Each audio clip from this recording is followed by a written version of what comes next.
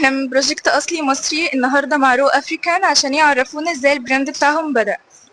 ازيك؟ الحمد لله تمام. تقدري تعرفينا ازاي البراند بتاعكم بدأ؟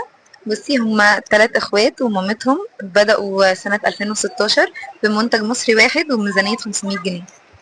ايه اكتر منتج مشهور عندكم الناس بتحبه؟ الفوليكال فيستر اويل ده اكتر منتج معروف والناس كلها عارفاه. طب هل المنتجات طبيعية 100% ولا فيها اي كيميكال؟ ما عندناش اي كيميكالز في اي منتج لينا، كل المنتجات بتاعتنا ناتشرال 100%.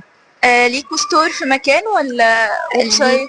لينا ويب سايت ولينا برانشز في سيتي ستورز، في كايرو فيستيفال، في ديستريكت 5، في سان ستيفانو في اسكندرية، ولينا في نادي الصيد. لينا عامة في كذا مكان. حلو قوي. ايه روتين مثالي ممكن اعمله بمنتجاتكم يخليني مش عايزة اي منتج لا محلي ولا مستورد من بره؟ لو حابة من ناحية الجراس، من ناحية ان لو في تساقط او كده، احنا عندنا الاويل، السبراي، الامبول، عندنا الشامبو، الكونديشنر. فالروتين بتاعنا كامل ان انت تقدري تعملي كل اللي انت عايزاه من غير ما تحتاجي لاي حاجة بره. تمام. ايه اكتر فيدباك من عميل فرحكم؟ جالنا حد قبل كده قال انتوا المنتجات بتاعتكم بتخلونا ما نعرفش نجيب حاجة من بره، بنضطر نجيلكوا انتوا تاني.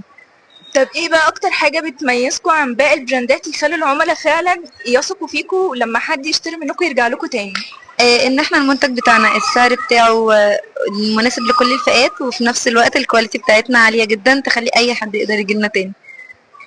تمام. ممكن قد ايه الاحظ الفرق من استخدام المنتجات؟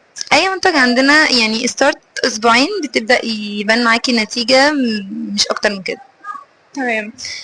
ليكوا اي مصنع بتصنعوا فيه دينا مصنع، وكل المنتجات فيه بتاعتنا احنا مصرية، مش بنستورد اي حاجة من بره.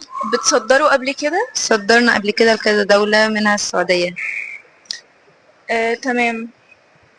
في اي تعاون مع انفلونسر او دكاترة بيقدروا ان هم يعرضوا المنتجات بتاعتكم؟ لينا لو على الفيسبوك او الانستجرام كتبت رو افريكا هتلاقي انفلونسر كتير ودكاترة كتير منزلين لينا. في منتجات انسباير من وصفات طبيعية قديمة؟ في الفوليكال بيستر اويل، هو عبارة عن خلطة طبيعية قديمة بالاضافة للسموم الطبيعية زي الروزماري وبذرة الثوم والصلاة. تمام.